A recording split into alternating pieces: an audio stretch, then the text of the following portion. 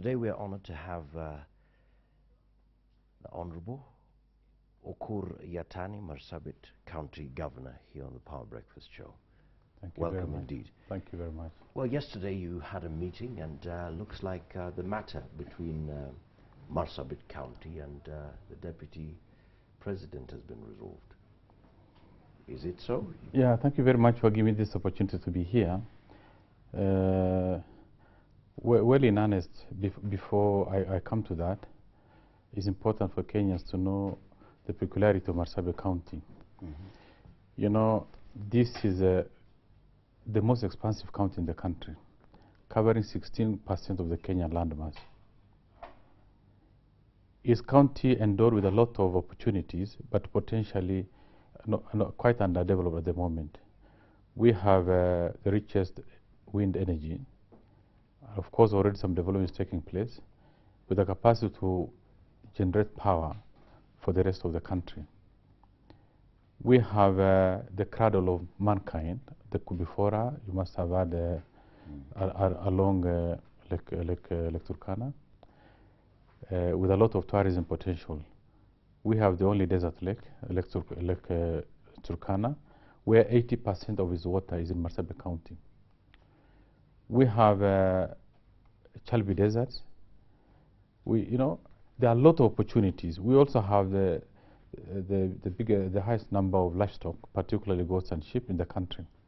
So this is a county potentially can provide opportunities not only for the residents of Marsabit County, but the entire country.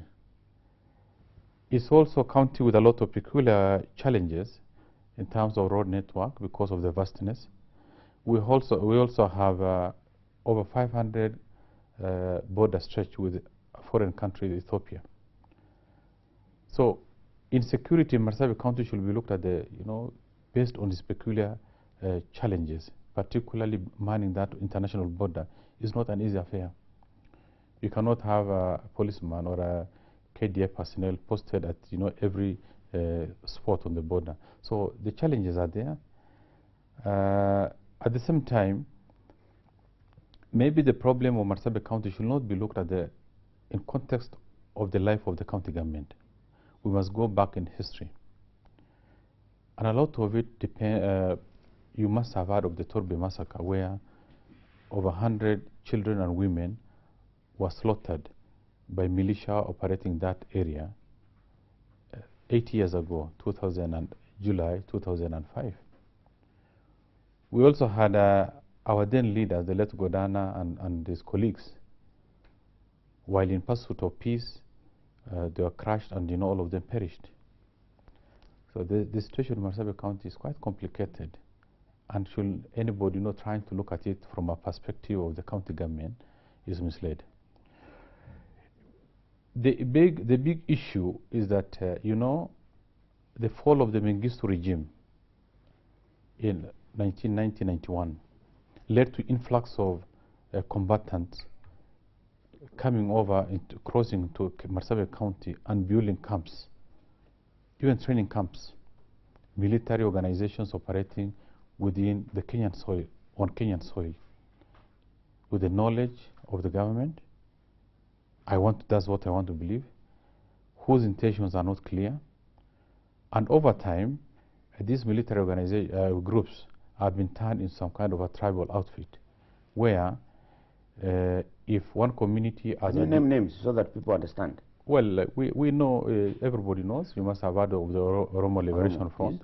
Yes. So that in case a community has a dispute with its neighbor, this organization is on standby to cause havoc.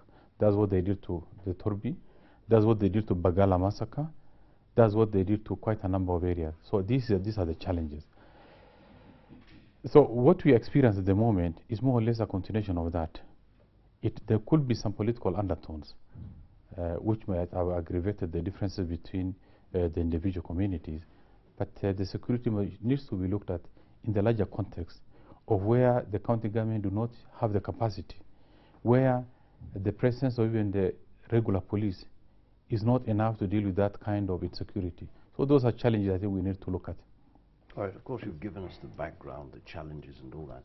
But the main aspect that has really come out recently is the fact that the security situation has been sort of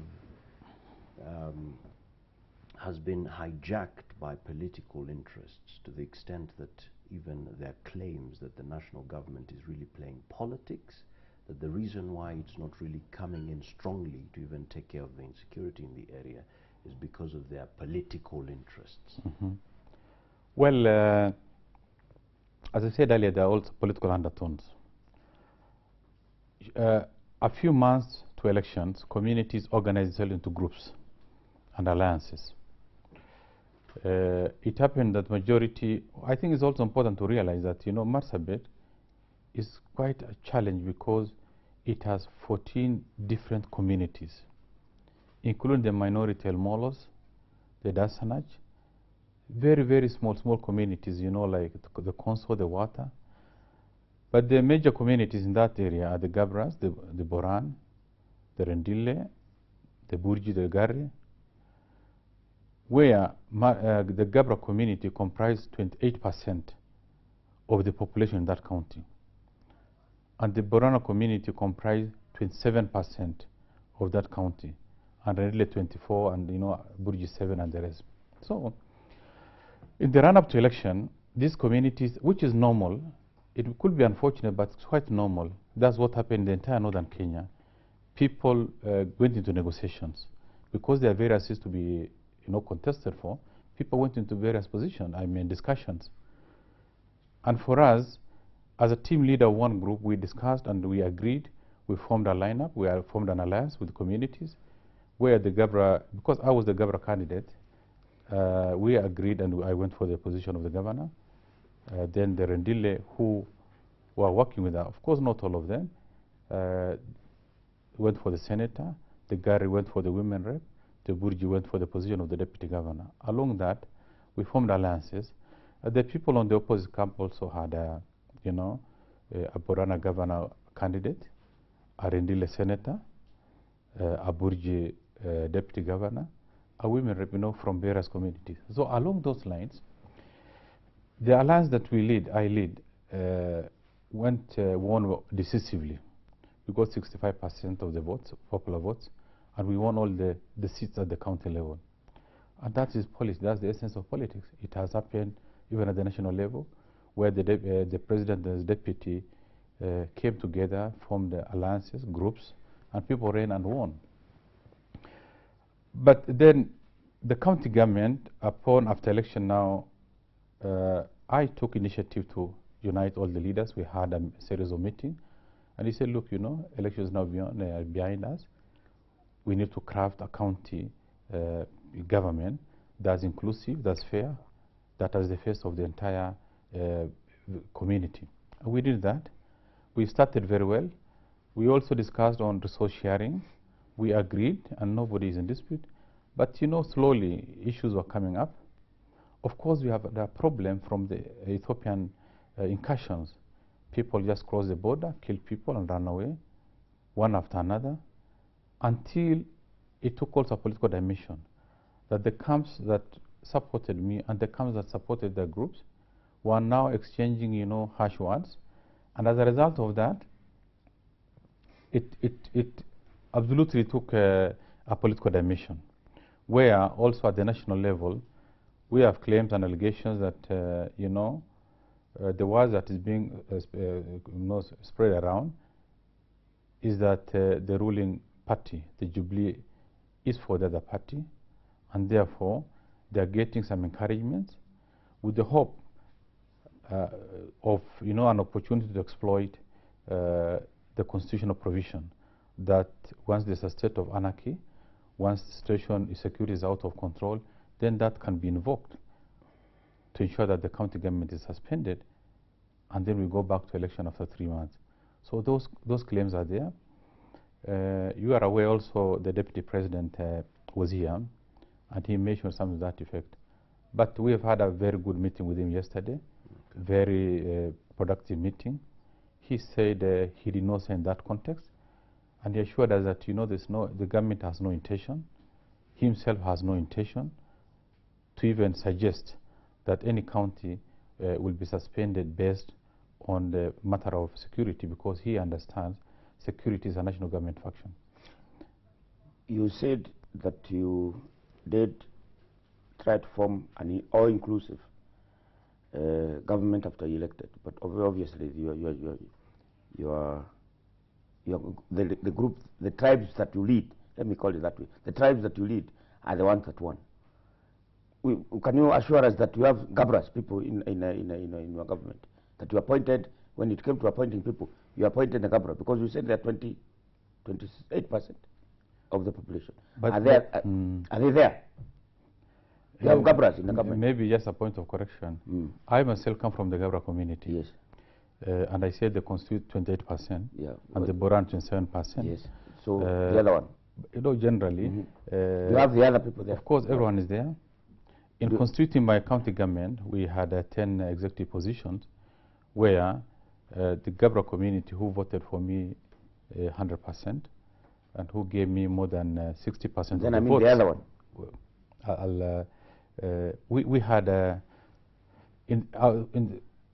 out of the 10 positions, we have 2 Gabras who are among the county ministers, and then 2 Boran, 2 Rendile, 2 Burji, 1 Garre, 1 small community called Kona community. So it's quite inclusive. It had everybody, and you know, it was a product of discussion.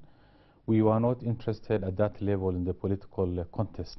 We said, you know, given the diversity and the intricacy of our county, there is need for us to accommodate each other, and it's on that basis that we had a fully reflective government. So where is the dissent from?